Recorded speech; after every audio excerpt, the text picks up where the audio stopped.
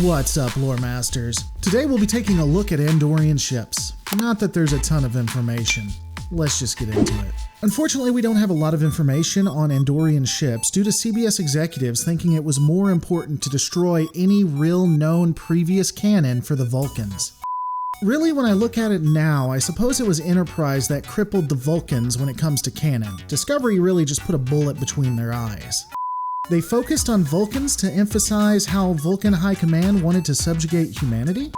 Unfortunately, we don't have a lot of information on Andorian ships due to the limited nature and interactions between the United Earth and Andoria for much of Earth's early history. This possibly due to the restriction by the Vulcans due to anti-Andorian sentiment among the Vulcan High Command. While we are never explicitly given a hierarchy of technology during the 22nd century, if I had to guess, I would say the strongest species in the Alpha Quadrant during this time was the Vulcans.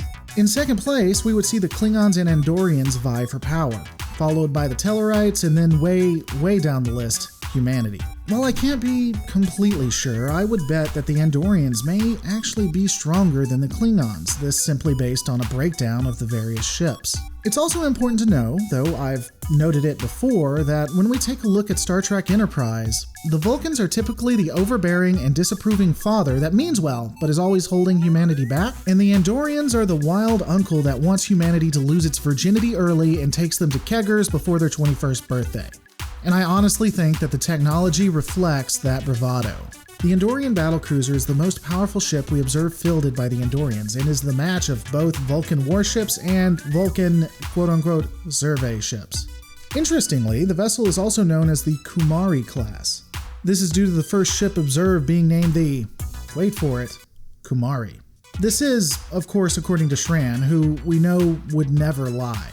Honestly, I'm more inclined to call the ship an Andorian battlecruiser, as naming a vessel after the first ship ever constructed is more a human convention that was adopted, well, sometimes adopted, by Starfleet. It's very likely that Andorians don't assign the class as whatever the ship's first name is. Assembled around the 2140s, the Andorian vessel was far superior to the humans NX class in almost every respect. As an example, the much larger Andorian battlecruiser could be maintained by a crew of 86, while the NX, again a more inferior and smaller ship, required near the same amount at 83 members. The vessel had long-range sensors that could see into other systems without being detected, tractor beams, and shields. 3 relatively new technologies for the century. Additionally, while we don't know how fast the ship was, we do know that it was extremely faster than the NX-01 given the efficiency in its technology. Any resource I could find only describes the ship as going into quote-unquote high warp. However, this is most likely something along the lines of TOS-era warp 10, 11, and 12, just given how fast it could outrun the NX in the few episodes we see. Also, it's hinted that there were classified systems relating to the propulsion on the vessel, including antimatter injectors. Not surprisingly, the ship would also come with both shuttles and escape pods, though how many is never clear. We only really ever see one shuttle. The weapon systems on an Andorian battlecruiser included a nose particle cannon and multiple port and starboard particle emitters along the wings of the ship, allowing for a near 360-degree firing arc. The bridge would look similar to that of most every other species in the Alpha Quadrant, which is kind of funny since all the species decided to make their bridges the same.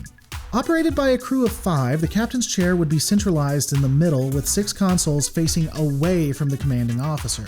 This would mean that there would be 2 on either side of the commanding officer's chair, 2 behind him, and 2 connected directly in front. Additionally, the exit of the bridge would be located behind all of the consoles and commander's chair. The view screen is located on the bulkhead directly in front of the captain's chair and 2 of the consoles. The entire aesthetic would have direct lighting, unlike most other ships, including the United Earth designs, and would be bathed in blue, because the Andorians are blue. Do you get it? Because that's what you do if your species is all one color, apparently. Like the Romulans in the future, the Federation, humans, and other species, the Andorians would have a ready room adjacent to the bridge. This area contained a large view screen and would have a desk and several chairs, though the ready room on the Kumari was extremely Spartan.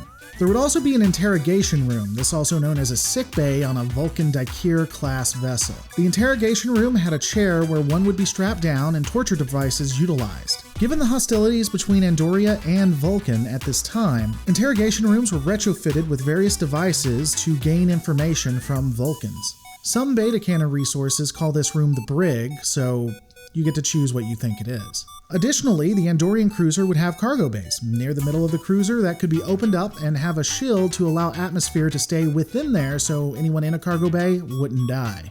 The ship was extremely resilient, as noted before, and possibly would be one of the most powerful ships within the Alpha Quadrant at the time. Moving on to the next ship, the Andorian cruisers would be smaller but similar versions of that of the Andorian battle cruiser. The vessels would be warp capable with particle weapons and presumably have shields as well. The vessel would be seen in various battles against the Vulcans and later against the Romulans. Unfortunately, there isn't any more information on this vessel.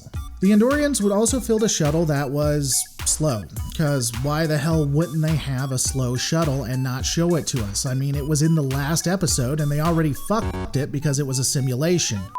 I mean, what? There is no one who is sitting here watching this that thought the last episode of Enterprise was any good.